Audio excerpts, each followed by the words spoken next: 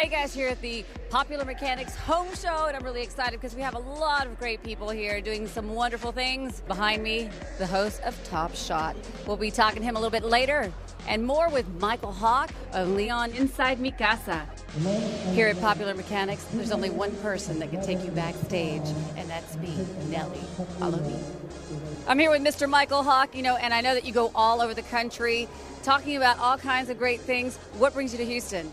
Today, I am here to talk about home preparedness for Popular Mechanics. I do survival on television, and I do survival for a living as a business, and so I get to come here and speak to a lot of people who are interested in my topic and who are looking for ways to prepare for the worst and take care of their families, especially in an urban setting like we are in Houston, and we're getting ready to go to New Orleans. So it's a really cool chance to see a lot of great solutions, modern solutions to old problems such as food and water and fire, first aid signals. So it's a really great thing, a lot of neat stuff and neat people.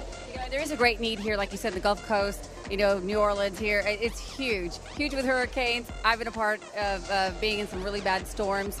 Lights are out, no food. What do you do? Yes, besides read a book, right? And canned food. Yeah, absolutely. So basically, I give an overall speech on everything for people to think about. A lot of things people don't consider is what to do with their waste, what to do for medical, especially if you have someone that's on a prescription medication. What do you do with your pets? What do you do for your fire if you live in an apartment complex? So there's a lot of extra considerations that most people don't have time to give thought to. That's where I come in with my background and expertise and say, what about this? And they're like, I need a solution. I have a problem. And they come here and they find it. I'm here with Roy Berenson, and I just caught you on stage just a little bit, explaining so much detail with different tools. Well, that's it. I mean, it comes down to buy good quality tools. If you're faced with a disaster, you don't want an inexpensive tool that's going to fall apart on you and leave you stranded. So buy the best quality tool that you can afford. Usually that's a contractor grade product, and it'll see you through day-to-day work as well as a disaster if it comes to it. If the tool that you're using breaks, then you're stuck. That tool isn't going to do you any bit of good. It's going to go in the dumpster along with all the flood debris. So they may not be pretty, but they last. Solid steel hammers, contractor grade shovels, big wrecking bars, all of that stuff is what you need in a disaster. From the get-go, if you get the right stuff, you won't have to reinvest. I mean, you've already spent some money. You kind of burn that money up. So now get the good stuff. But now I'm glad that you have like a list of what's working and what you've used and your experiences have been in actual disasters. Where can people go and find your list of the things that you recommend? Well, that's a good question. We've listed it at various places on the Popular Mechanics website, popularmechanics.com. In an emergency situation, it's vital that we all have the right information. I'm here with Colby Donaldson from Top Shot. Welcome to the show. How you doing? Hey. Welcome to Houston. Thank you very much. It's good to be back. Oh, back? So you come often? You know what? I was last here in 2008 with the Rachel Ray Show, but I used to live here back in the mid-90s. So I'm familiar with Houston, the humidity, all that. In fact, when I lived here, I was in outside sales selling dental insurance. Yeah. So how things have changed. Well, we're here for the prep show, for the Dodge Prep Show. And, disaster preparedness, obviously a big deal in Houston because of the potential for hurricanes. I'm not so much here to teach you how to prepare, but I can certainly shed a little light on how to handle the aftermath and how to thrive in that, simply because of the adversity I've had to deal with in experiences like Survivor and a lot of what we deal with on Top Shot. So I shed a little bit of light of that, tell a lot of stories about the two different shows, and ask and give the fans an opportunity to ask a lot of questions. So it's fun. How did you get into Top Shot, being the host of such a great show? You know what? It's a blessing, honestly, to be a part of that show. My entrance into television was through Survivor. Being a contestant on Survivor years and years ago. I think 2000 was the first time I did it. And if it weren't for that show, there's no way I would have sort of segued into this. So. But it's been a lot of hard work, the 10, 12 years in between. So are you a Top Shot expert yourself? No. I actually was mistaken in thinking that I actually, had the talent to hang with, with our shooters about season 1. And then it was 2 or 3 episodes in, I realized real quick, even though I've been shooting since I was 6, there's no way I have the level of skill that our men and women do that come on the show. But it has inspired me. I'm a much better shooter now than I was before I started hosting the show, only because I have access to unbelievable weapons and also to the knowledge of all of our experts that we bring on. You know, it's been really great because when I watch it, and it's so exciting, the experts that you do have and the challenges that you have on the show are incredible.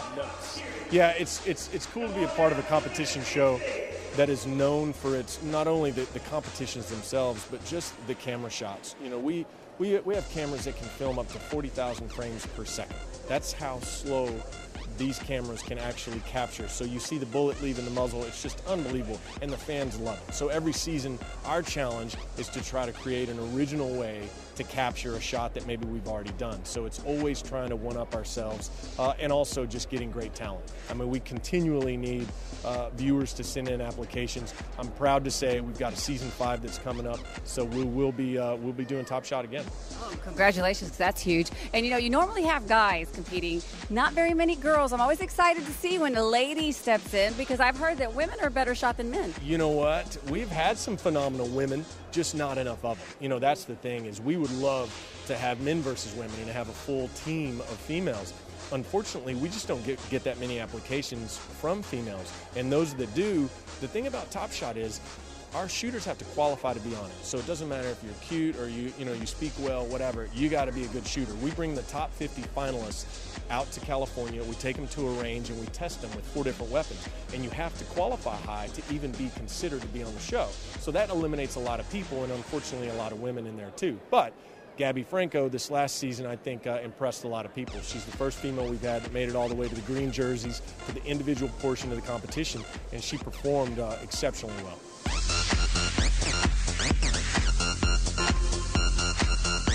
Hi, I'm Dr. Mark Vorderbruggen, and my claim to fame here, I was invited to speak at the Popular Mechanics thing because I organized my neighborhood twice for disasters as they were coming. After Katrina hit New Orleans, a week later, Rita was targeting Houston, and everyone in the neighborhood was freaking out. I grew up in a preparedness lifestyle, so I was ready to basically show people the ropes of what we need to do to get through this disaster. Okay, so how long did you prepare? Because we live in Texas, because we live in Houston, and we are prone to hurricanes, you know, you go and meet your neighbors, you set them all down and say, you know what, let's all prepare, let's all get together and see what our skills are. In our neighborhood, it's up on the north side of town, up in Spring. One thing we had going for us is a lot of airplane pilots live there, and a lot of them are ex-military, and there was also a lot of hunters and a lot of campers. So a lot of people had some of the equipment. They had flashlights, they had power tools and things like that. It was just a matter of making them realize that they're good to go. With everything you've said, now I'm making a list in my head of who I'm going to call, who I'm going to meet, and all the things necessary in case an emergency does happen. And unfortunately, I have been in the middle of crisis. Did plan a bit, but not with everyone and not as thoroughly as you. Thank you so much for being so great and giving back to the community and really being a force in your own community to make it safer and to make it better and how to survive after a crisis hits. Well, it's a community. You can't survive on yourself. The more people you have helping you, the better off you are. Hey guys, I'm here with Chris Grundy and I'm really excited. Tell us about what you're doing. So we're here, it's about for the prep safety show for Popular Mechanics, for RAM, and they brought in a bunch of people to give some examples, give some stories, give some things to chew on about disasters. So how exciting is it for you to work with some of these people who are just really amazing talents themselves? I love it. I love what they do, and I love the way that they do it. You know, so many people, they think, well, there's a disaster coming, let's just hunker down. But there's so much more. There's so many tools you can use, so many types of outlets, so many types of communications you can do. I love that stuff. So what's your specialty? So my specialty, I'm a host of a tool show on DIY Network, and I also host Blog Cabin. And my specialty is knowing what utensils to bring to a situation, and so we've got Popular Mechanics here. They know so much. I'm learning as well as talking about it. Well, awesome. I can't wait. You're going to take the stage in a few minutes, right? Yeah, I'm going up there in just about 2 minutes. Well, thank you for taking your time with us, and I can't wait to catch you on stage in action. Yes, I'll see you there. Hey guys, I'm here with Seaman Torres, and we're in front of the U.S. Coast Guard, like a little boat raft thing. What is it? It's one of our response boats. It's a 25-foot nearshore response boat. We use it from everything from search and rescue to port security. So during a hurricane, because right now, emergency situations, if people send out a signal or whatever, you go around rescuing people from the ocean? Right. Everything. That's our search and rescue. Have you been a part of it? I have been on a few actually. So tell me, what was your experience and what was like the most dramatic one? Well, there was a small fishing vessel that was taking on water, and we actually just pulled up to it. Unfortunately, we weren't able to get there, but the helicopter came in, and they were able to get everyone safely. One guy was showing symptoms of hypothermia, and we were able to take care of that. But in the end, everybody was safe. Can I go on board? Check it out. Of course you can. Okay, so if y'all ever need help and you need to call the U.S. Coast Guard to help you for anything, this is what you're going to experience when you come on board. They're there to help you, whether it's medical needs or, like he said, all kinds of situations. They're there for you. This is pretty cool. It's tight quarters, not huge. Let's come inside and see what's up. Wow, pretty compact. It's kind of like if you've been in a small plane, helicopter, kind of like that. Wow, and I've got, I think, a pilot. I've got a Coast Guard pilot with me. Hi. Hi. What if your daddy and your mommy were out in the ocean and you had to drive this boat to get them? Would you do that? Yes. You see, with young pilots like that, our future of tomorrow, I would trust her with my life. Back with more here on Inside Mi Casa. So y'all having fun? Yes. Yes, we are. What's your favorite part here at Popular Mechanics? Legos. My favorite part is Legos too. Legos too? And being here in the kids zone, how cool is that Popular Mechanics thought about everything, right? Right. Hey, so what are you building?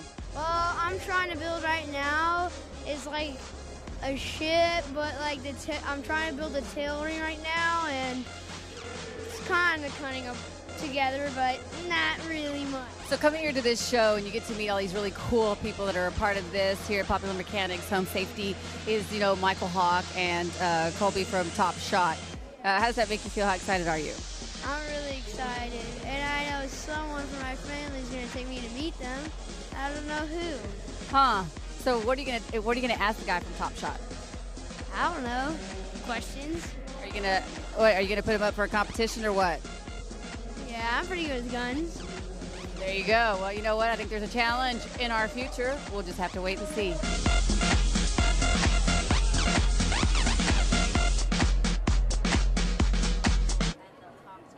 I think I'm in love. This is weird and this is awkward. I've never talked to a little ambulance before. I love to do a camera. Do you? So do I. I'm here with Jose, and Jose, you're making everybody smile. You just made me smile with the little ambulance. Well, a lot of people tend, especially the children, they like this vehicle because it interacts with them and it teaches them what the Red Cross does at a children's level. We'd like to thank Popular Mechanics for putting on the Home Safety Prep Show. We learned so much about how to prepare, such as plan of action, emergency contact numbers, supplies, and tools needed in an emergency situation. I'm Nellie Gonzalez. Thank you for watching Inside Mi Casa.